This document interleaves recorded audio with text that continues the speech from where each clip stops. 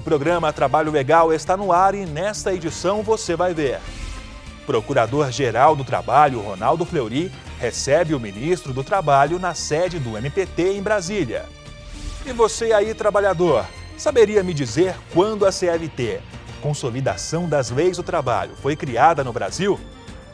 No Rio de Janeiro, o Ministério Público do Trabalho e o Ministério do Trabalho do Estado elaboraram uma proposta que pode ser o primeiro passo para regularizar os direitos trabalhistas no setor de salões de beleza em todo o Brasil.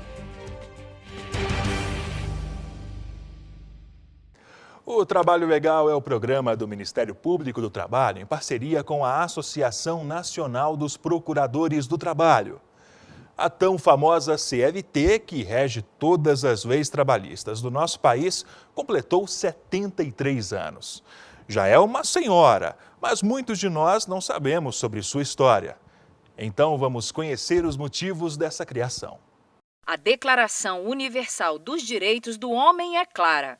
Todo homem que trabalha tem direito a uma remuneração justa e satisfatória que lhe assegure, assim como a sua família, uma existência compatível com a dignidade humana e a que se acrescentarão, se necessário, outros meios de proteção social. As discussões sobre direitos de trabalhadores e as formas de solucionar problemas entre patrões e empregados no Brasil começaram com o fim da escravidão em 1888. O término da exploração da mão de obra gratuita e as muitas contratações de serviços assalariados impulsionaram os debates que, na época, já eram discutidos na Europa, país que vivia os efeitos da Revolução Industrial. Foi justamente o processo de mecanização dos sistemas de produção implantado na Inglaterra no século XVIII que desencadeou no Brasil os movimentos em defesa dos direitos dos trabalhadores. Já que estamos falando de direitos, vamos entender sobre a criação dos direitos trabalhistas no Brasil, a CLT, Consolidação das Leis do Trabalho, que é a principal norma brasileira referente ao direito do trabalho e ao direito processual do trabalho. A CLT foi aprovada pelo Decreto-Lei 5.452 em 1º de maio de 1943 e sancionada por Getúlio Vargas, presidente do Brasil na época. Foi um marco por inserir de forma definitiva os direitos trabalhistas na legislação brasileira. Seu objetivo principal é regulamentar as relações individuais e coletivas do trabalho nela previstas. Surgiu como uma necessidade constitucional, após a criação da Justiça do Trabalho. A CLT, na verdade, foi uma tentativa de consolidar essa legislação pré-existente. Tá? Essa, aliás, é a diferença entre um código e uma consolidação. No código, nós temos uma lei nova, vamos chamar assim, que rompe a tradição anterior e, a partir dali, inaugura um novo modelo, uma nova arquitetura. A CLT não foi isso. A CLT não representou propriamente um novo regramento. Tá? Ela foi uma tentativa de sistematização dessa legislação pré-existente. É verdade, né? Isso é reconhecido pelo Susequinde, Arnaldo Susequinde, um dos pais da CLT, muito jovem ainda, né? Ele lembra que a CLT é um pouco mais do que uma consolidação no sentido estrito. A pura consolidação é simplesmente a reunião de leis pré-existentes. A CLT foi um pouco mais. Por quê? Porque, além de consolidar a legislação pré-existente, a CLT ainda disciplinou aspectos que não estavam regulados por essa legislação anterior. Por exemplo, o capítulo em torno do contrato de trabalho, os tipos de contrato, por prazo determinado, indeterminado, isso foi introduzido com a CLT. As leis contidas na CLT abrangem tanto o trabalhador urbano quanto o rural. Alguns dos principais assuntos tratados nela são carteira de trabalho, jornada de trabalho e período de férias, proteção do trabalho da mulher, contratos individuais, medicina, justiça e fiscalização do trabalho, entre outros. E por ser o principal instrumento que regulamenta esses assuntos, o Ministério Público do Trabalho tem sido muito combativo na defesa desses direitos dos trabalhadores por meio de uma série de medidas, ações civis públicas, né? Especialmente essas demandas coletivas, né? E tem sido bastante atuante. No processo de criação dessas novas normas, os membros do Ministério Público eventualmente propõem, não é, sugestões. O Ministério Público do Trabalho certamente tem uma contribuição muito grande, né, nesse aspecto. Para deixar tudo bem claro, existem 2 tipos de contratação: pelo regime estatutário e pelo regime seletista. O servidor estatutário é aquele que tem seus direitos e deveres previstos em lei municipal, estadual ou federal. Já o servidor seletista, assim como diz o nome, é regido pela CLT. Ainda que digam por aí que a CLT precisa de mudanças, o Ministério Público do Trabalho dá o alerta. A legislação trabalhista, CLT, tão criticada, ela já foi, por diversas vezes, modificada para atender justamente atender o capital, até porque a legislação trabalhista, qualquer legislação vem para proteger mais o capital do que propriamente o trabalhador, porque precisa se garantir investimento. Então, a legislação trabalhista já houve várias modificações, a começar já na década de 60, com o fim da estabilidade no emprego, substituição pelo FGTS, ou seja, a flexibilidade na entrada e na saída do trabalhador. Na entrada, porque o empregador pode contratar por prazo indeterminado ou por prazo determinado, pode contratar por empresa interposta, já que a terceirização ainda é possível em determinadas atividades. Né? O trabalho temporário pode ser contratado também para as empresas que têm essa função de contratar, né, temporariamente para substituição de mão de obra e para atender necessidade excepcional de aumento de trabalho. Então, há uma série de trabalhadores que são contratados por outras formas, mas que todos, essa é a grande característica, o grande arcabouço jurídico brasileiro é a legislação trabalhista, a CLT. O trabalhador brasileiro, ele se sente um cidadão quando tem a sua carteira de trabalho assinada.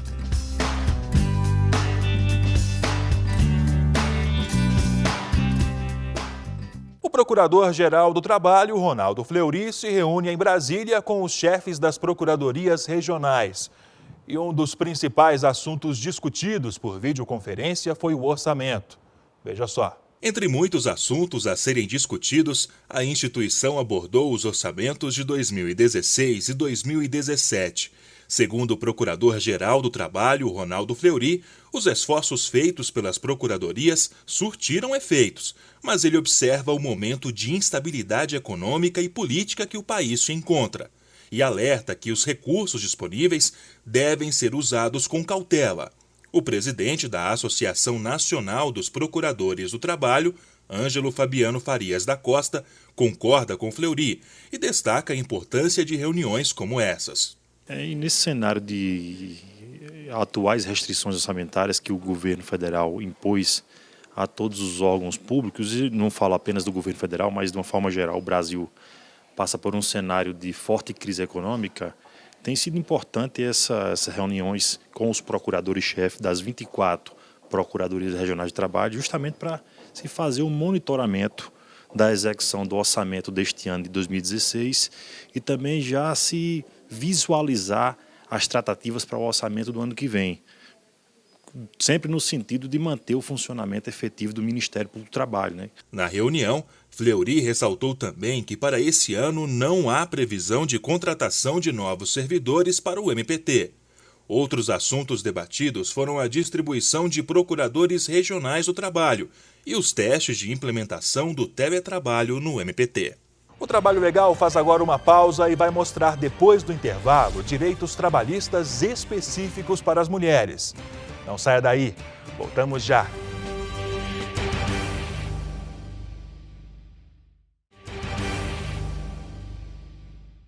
O ministro do Trabalho, Ronaldo Nogueira, visita o MPT para pedir apoio no combate às irregularidades trabalhistas.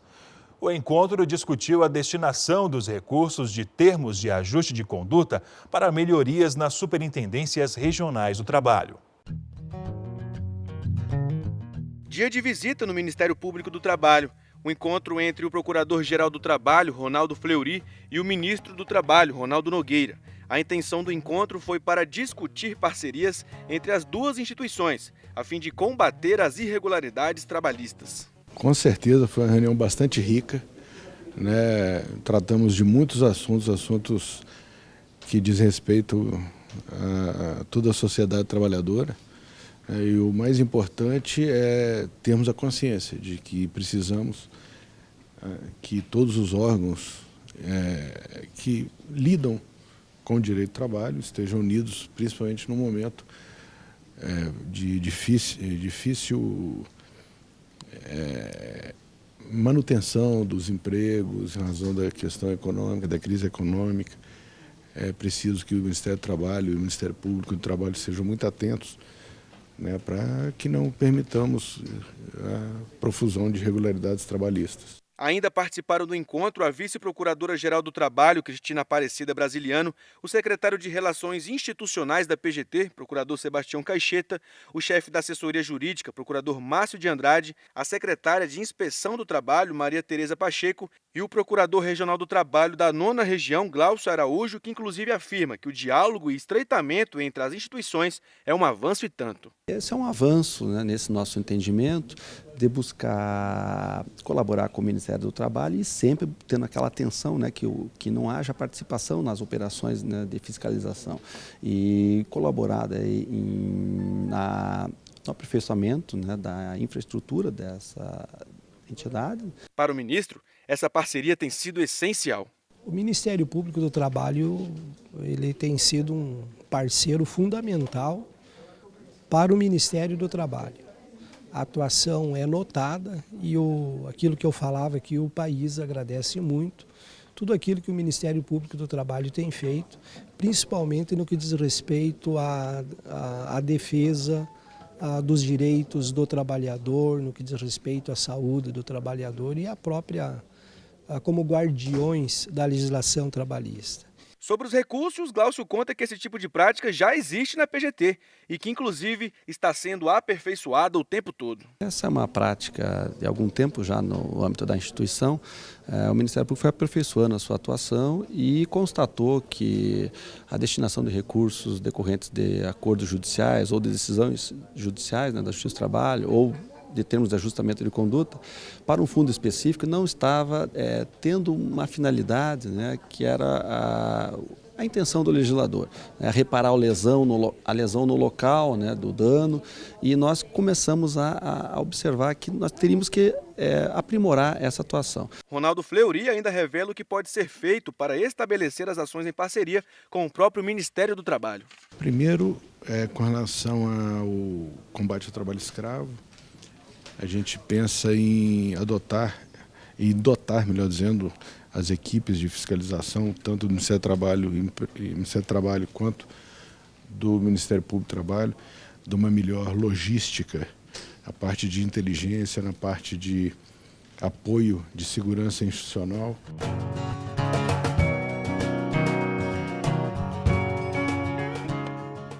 Segundo o IBGE, o Brasil tem uma população feminina que ultrapassa em 5 milhões a masculina. Essa maioria de mulheres tem alguns direitos específicos.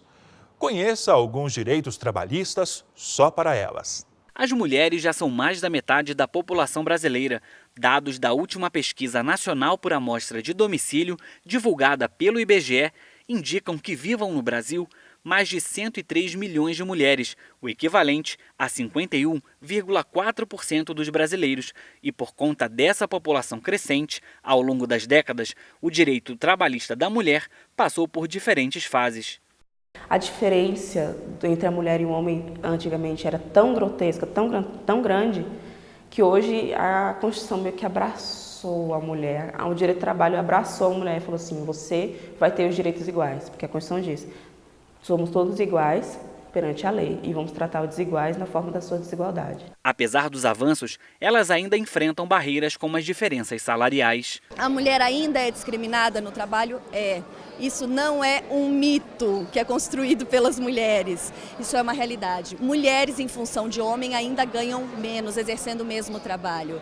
Mulheres ainda vêm desrespeitar diariamente seus direitos a amamentar seu filho, fazer as pausas para amamentação, exames pré-natais, faltar para as consultas pré-natais. Mulheres gestantes ainda são mandadas embora porque são tidas como persona não grata pelas empresas. Então o direito da mulher, ele é consagrado na legislação, mas a concretização desse direito ainda está longe de acontecer. As leis trabalhistas garantem direitos específicos às mulheres.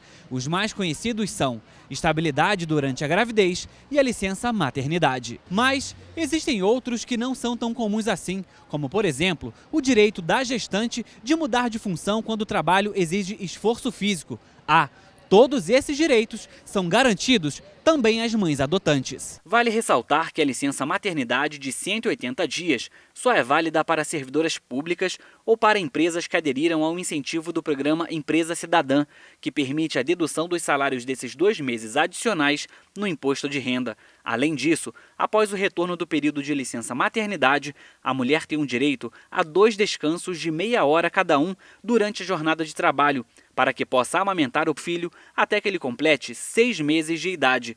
Mãe da pequena Marcela, de apenas 21 dias, Michele conta que a licença maternidade é um momento especial de dedicação total ao bebê. É um momento único na vida das duas, né, da criança e da mãe, onde você está aprendendo, conhecendo a criança e a criança conhecendo o mundo, né? E você precisa ter essa dedicação total à criança, esse tempo. É um momento em que você também passa por uma queda hormonal muito grande, você fica, né, meio frágil, deprimida no início. Você precisa muito, né, desse momento para você e para a criança. Mas nem sempre esse tempo é tão favorável, pois as mães enfrentam, após o período da estabilidade, o medo de serem substituídas. Muitas vezes elas deixam de exercer esse direito com medo de uma represália no futuro, de uma troca. Tem alguns chefes que não gostam mesmo, né? Fala, quando a funcionária está grávida, já vê que vai ser uma funcionária que vai ter que ser substituída algumas vezes. Nem sempre tem, né, essa compreensão com esse lado da maternidade aí, principalmente da empresa privada. E por falar em garantia de direitos, o Dia Internacional da Mulher, celebrado em 8 de março, é fruto de uma história de luta por melhores condições de trabalho e vida das mulheres na sociedade. Tudo começou quando as mulheres, durante a Primeira Guerra Mundial, assumiram postos de trabalho nas indústrias. As condições de trabalho frequentemente insalubres e perigosas eram motivos frequentes de protestos por parte das trabalhadoras. Em dezembro de 1977, o Dia Internacional da Mulher foi adotado pelas Nações Unidas para lembrar as conquistas sociais, políticas e econômicas das mulheres. Após o intervalo, o Ministério Público do Trabalho e o Ministério do Trabalho do Rio de Janeiro negociaram por 8 meses com os sindicatos dos trabalhadores e proprietários de salão de beleza do Estado a elaboração de proposta que pode ser o primeiro passo para regularizar o setor em todo o Brasil.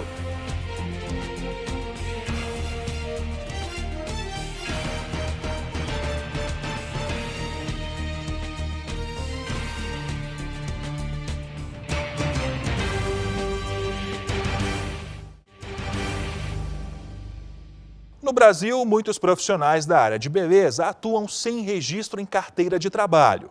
Agem como profissionais autônomos ou microempreendedores individuais. E quando são registrados, recebem a maior parte do salário em comissões que são pagas por fora, sem registro em folha. O MPT, de olho nessas irregularidades, encaminhou em 2014 notificação recomendatória a cerca de 100 estabelecimentos com mais de 30 empregados no Rio de Janeiro, alertando sobre a necessidade de regularização. Quem nunca precisou de um toque especial de algum salão de beleza por aí, perto de casa, do trabalho ou até mesmo na própria residência? Serviços como os de cabeleireiro, barbeiro e até mesmo manicure são os mais procurados quando se trata da beleza da mulher e também do homem. Nesta barbearia em Águas Claras, que fica a quase 20 quilômetros de Brasília, por exemplo, o movimento não para. Até porque aqui funciona uma barbearia meio que diferente, com serviços de manobrista, atendimento personalizado e até um bar. Isso mesmo, um bar em meio a tantos profissionais e clientes. Mas nem tudo por aqui são flores, quando se fala de profissionais da beleza. O motivo disso, a profissão deles ainda não é regulamentada e, em muitos casos, o serviço prestado é informal. Você tem que trabalhar em carga horária de 8 às 10 e aí fica complicado, porque aí vem a saúde, depois não tem remuneração nenhuma. Se você ficar doente ou ficar desempregado, e aí fica meio ruim, né? não tem os benefícios do trabalhador com carteira assinada. É complicado porque fica difícil padronizar um atendimento, pelo fato de os profissionais não serem regulamentados, não tem um certo tipo de vínculo contratual, vínculo empregatício, no qual às vezes acontecem algumas informalidades. A equipe talvez não tenha o mesmo conceito, o mesmo segmento, por achar que não tem nenhum vínculo. Eles recebem um valor diferente a cada mês. Funciona assim: se trabalhar muito, no final do mês o salário vem bem alto. Agora, se trabalhar pouco, o valor da remuneração não vai ser tão boa assim. Isso acontece porque eles não recebem um valor fixo por mês. Salário esse que muda constantemente dependendo do esforço do trabalho de cada um. O barbeiro ele ganha de acordo com o que ele trabalha, né?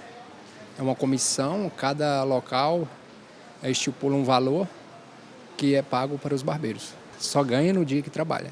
E se por acaso faltar algum dia? É complicado, né? Se você tira férias, você não está trabalhando, né? E de acordo com as normas das empresas, do ramo, você só ganha, você trabalha. O Washington, empresário e proprietário do local, conta como essa remuneração é feita. Contrato de locação de cadeira, ele loca aquele espaço onde ele trabalha, ele disponibiliza o horário da agenda, trabalha com clientes agendados e não agendados, e o que ele recebe pelo trabalho que ele fez, ele repassa uma porcentagem para que eu consiga custear a questão das despesas da barbearia. Esse outro salão já é específico para mulheres. De longe já dá para ver a quantidade de variedades de esmaltes na prateleira. E aquela cena bem típica: a cabeleireira, a cliente e a manicure. A loja é especializada em artigos para unhas e cabelos. O salão é totalmente diferente da barbearia que a gente viu no começo dessa matéria, mas a situação dos profissionais é a mesma. Por aqui também ninguém tem carteira de trabalho assinada, por isso não recebem férias, 13º, muito menos o Fundo de Garantia de Tempo de Serviço, o FGTS. A doutora Ludmila Rocha, especialista em direito trabalhista, explica se isso pode ou não. O que acontece na realidade é que é feito uma sociedade informal ou uma espécie de contrato de parceria entre empregado e empregador. Desde que esteja correto pela convenção coletiva de trabalho, esteja bem estabelecido ali na convenção os critérios, dentro do contrato é permitido. Mas o que acontece é que os direitos trabalhistas previstos na CLT muitas vezes são suprimidos. A quantidade de salões no Brasil inteiro é expressiva. São mais de 1,5 milhão de estabelecimentos, segundo a Associação Brasileira dos Salões de Beleza. Já no Rio de Janeiro, o MPT, juntamente com o Ministério do Trabalho, após 8 meses de negociação com o Sindicato dos Trabalhadores e Proprietários de Salão de Beleza do Estado, elaboraram uma proposta que pode ser o primeiro passo para regularizar o setor em todo o Brasil. Os salões que aderirem ao termo de ajustamento de conduta, o TAC, vão ter 2 anos para regularizar a situação dos profissionais que atuam nos estabelecimentos. O objetivo do acordo é garantir o cumprimento da legislação brasileira e os benefícios trabalhistas a esses empregados que atualmente recebem parte do salário de forma irregular e são prejudicados por isso. Na capital carioca, quem não adotar a determinação será alvo de multa e ação na Justiça. Por telefone, conversamos com o procurador João Carlos Teixeira, da Procuradoria Regional do Trabalho no Rio de Janeiro. Ele está à frente da negociação. A proposta, na verdade, que já é um termo de compromisso que foi negociado com as entidades sindicais representativas aqui de trabalhadores e empregadores do município de Janeiro, né, dos profissionais de salão de beleza, no sentido de, primeiro, reconhecer o vínculo de emprego dos empregados que trabalham nos salões e efetuar o correto pagamento das comissões desses trabalhadores. Porque o que se constatou durante os inquéritos em curso no Ministério Público é que, de forma generalizada, os profissionais recebem sob comissão, mas as comissões são pagas por fora e o trabalhador só tem o seu contra-cheque, é só o valor do piso salarial, causando vários prejuízos, né? Então, essa é a intenção do Ministério Público com a proposta, garantir que o efetivo salário que o trabalhador recebe seja registrado na carteira e registrado no contra-cheque que recebe. Todos saem ganhando. O empregador que não vai ter problema com justiça do trabalho, porque vai integrar os salários corretamente e não vai ter que pagar diferenças salariais de FGTS, terceiro, férias, uma segurança jurídica para o empregador e maior proteção social para o empregado. Na edição número 7 da revista Labor, a matéria revela que a regularização da profissão vai trazer mais alívio aos empregadores e, consequentemente, menos processo na justiça.